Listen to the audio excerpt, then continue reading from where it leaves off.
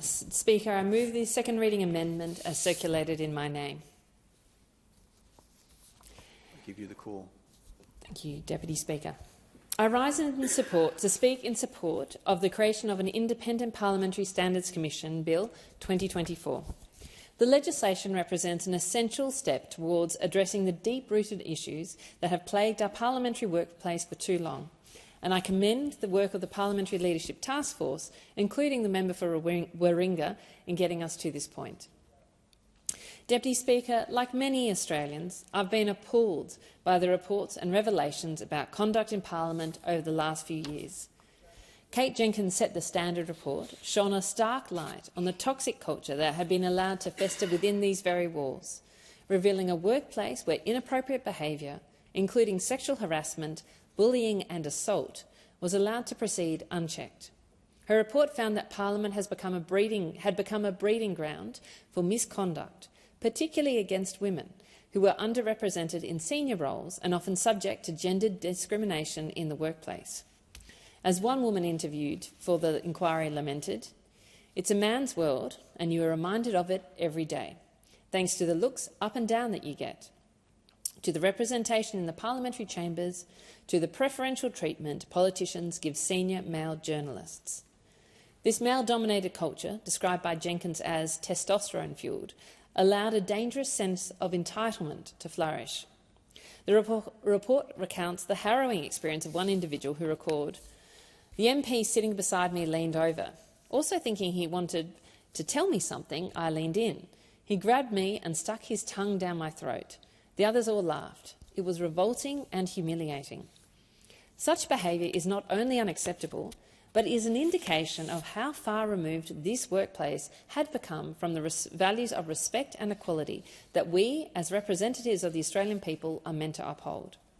The Set the Standard report also highlighted the extensive culture of bullying that existed within parliamentary workplaces, with 37% of employees reporting that they had experienced some kind of bullying at work.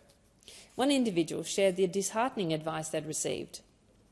Frequently, like at least every week, the advice was to go and cry in the toilet so nobody can see you because that's what it's like up here.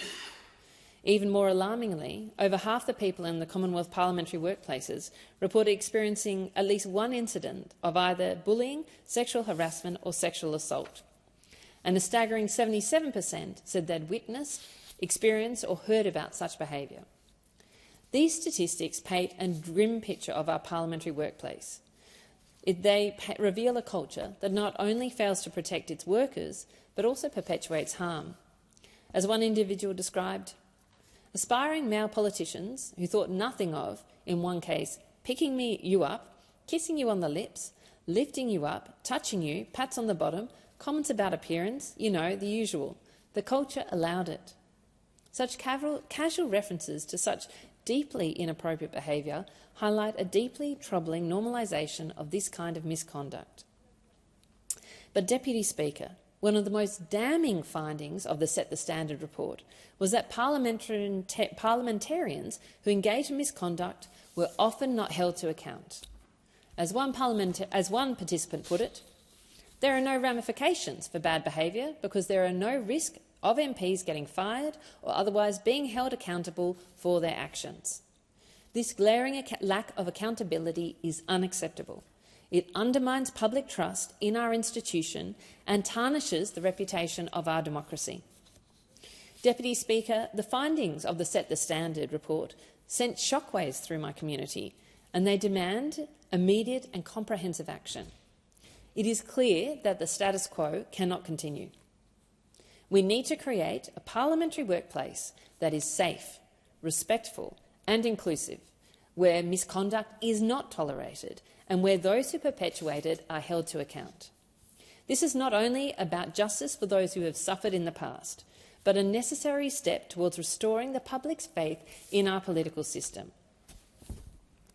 Deputy Speaker, whilst many of the recommendations from the Set the Standard report have been now addressed, this bill seeks to address several issues that remain outstanding by establishing an independent Parliamentary Standards Commission. The IPSC will have the authority to investigate allegations of breaches of codes of conduct for parliamentarians and staff, as well as breaches of conduct standards which apply to all Commonwealth parliamentarian workplaces. Importantly, it will address bullying and sexual harassment. Complaints to the IPSC can be made through various channels, including referrals from a parliamentarian, party leader, or the PWSS CEO.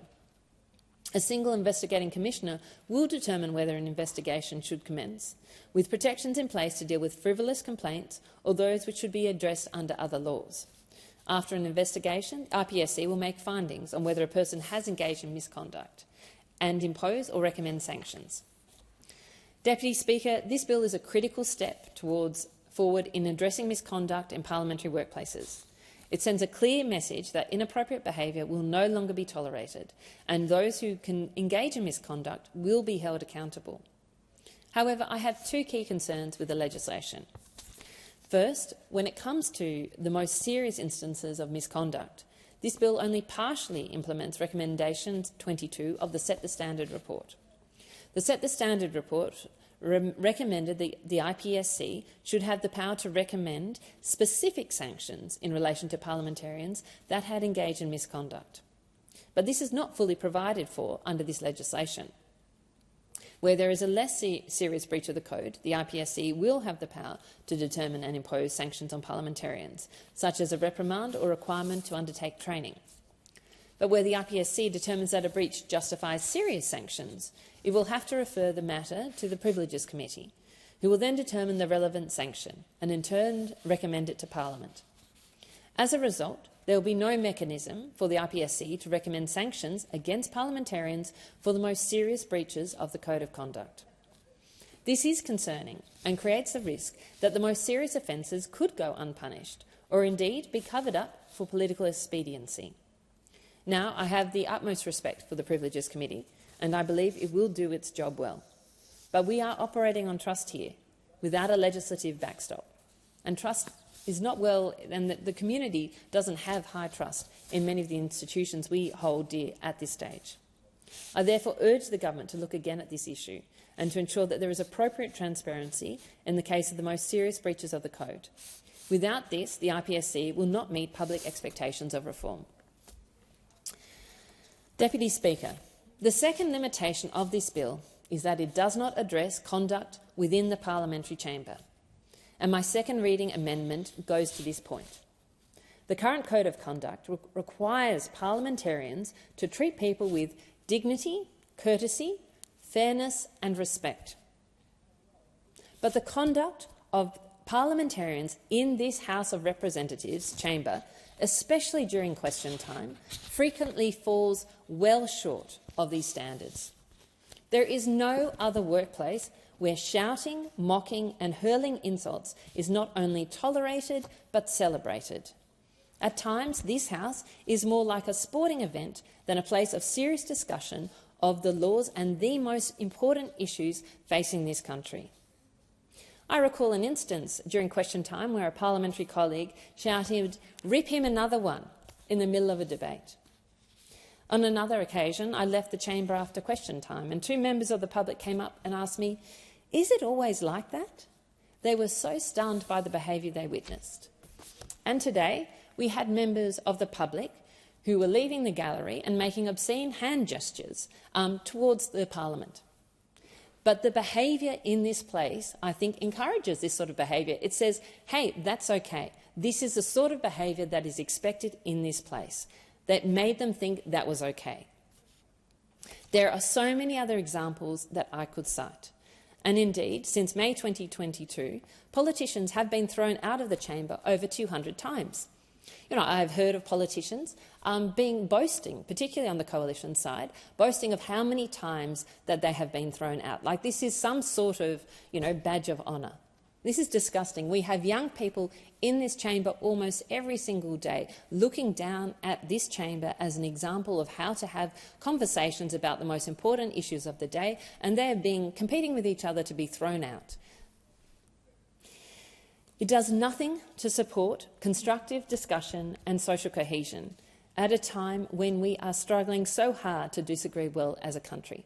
You know, and I have heard many sermons on all sides of the House about how important it is that social cohesion. This is so important. We can't stand for bad behaviour. We need to lead. Well, we need to start by leading in this place. As the Director General of ASIO, Mike Burgess, has said, words matter. ASIO has seen direct connections between inflamed language and inflamed community tensions. These are sobering words, but I fear that many in this place have not listened.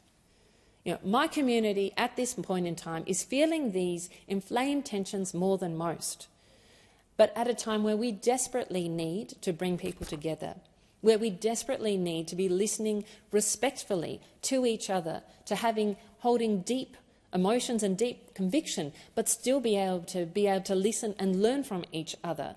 Our tone and our language in this parliament is frequently seeking to divide. We should be setting an example for this nation, having difficult debates, but doing so in a way that does not undermine social cohesion and does not foment fear and anger, engaging in constructive discussions, not trading insults. The Governor-General, in her first speech as Governor-General, spoke about going around the country and listening to what was important to the members of our community. And she noted that many people expressed their concern that we might lose our capacity to conduct robust and passionate argument and debate with civility and respect, without resorting to rancour or violence. Question time frequently shows politics at its worst. It undermines the institution, it undermines support for politicians, it undermines our democracy. And the problem with this bill is the IPSC and the codes of conduct do not apply in this place, which is the most visible place of debate in the country. And I think that there are some people who have been in this parliament for so long, either as staffers or as members, that they have become completely out of touch with the Australian public and what they expect. So while I think this bill is a positive step forward, I am disappointed that the most important part of parliamentary conduct are not included. The IPSC is supposed to enforce a code of conduct for parliamentarians, but its remit will not extend to conduct in this chamber. And so I call on the government, through my second reader amendment, to embed the new Code of Conduct in the House of Representatives' standing orders and to take real steps to improve behaviour in this chamber. Thank you.